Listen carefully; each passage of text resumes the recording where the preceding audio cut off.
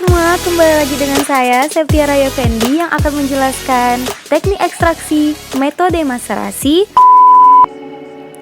Metode maserasi. Metode maserasi adalah teknik ekstraksi yang dapat digunakan untuk senyawa yang tidak tahan panas karena metode ini membutuhkan pelarut yang banyak dan juga waktu yang lama.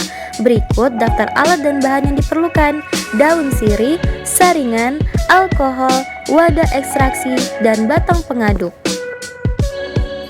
Pertama-tama, serbuk simplisia ini akan kita masukkan ke dalam wadah maseratornya. Untuk memudahkan, gunakanlah kertas sebagai corong. Lipat bagian kertas, kemudian taruh di bagian tutup botol. Kemudian masukkan serbuk ke dalam wadah secara perlahan-lahan.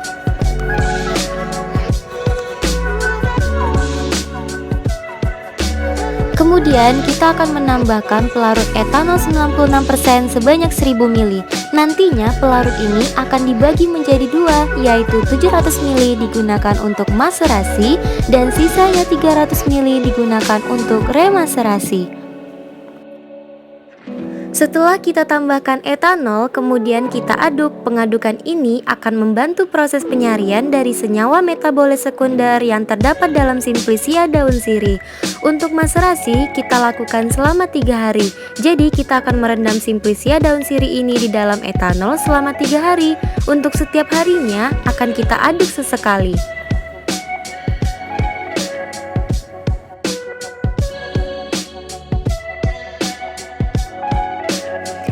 Untuk penyimpanan, selama proses maserasi, campuran ini harus terhindar dari cahaya, maka kita simpan ke dalam ruangan yang kedap cahaya. Nah, kita tunggu sampai besok dan sesekali akan kita aduk. Nah, sekarang sudah hari berikutnya. Sekarang kita akan ambil bahan kita yang sudah didiamkan kemarin, kemudian kita aduk.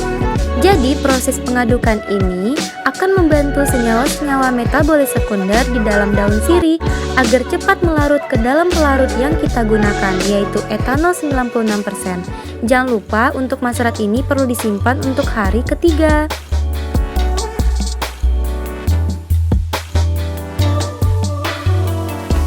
Setelah 3 hari proses maserasi sudah selesai, kemudian maseratnya ini akan kita pisahkan dari ampasnya, sehingga langsung kita saring saja. Jadi untuk saringnya atau maseratnya kita saring menggunakan penyaring. Nah, kita saring sedikit demi sedikit sampai terpisah dari ampasnya.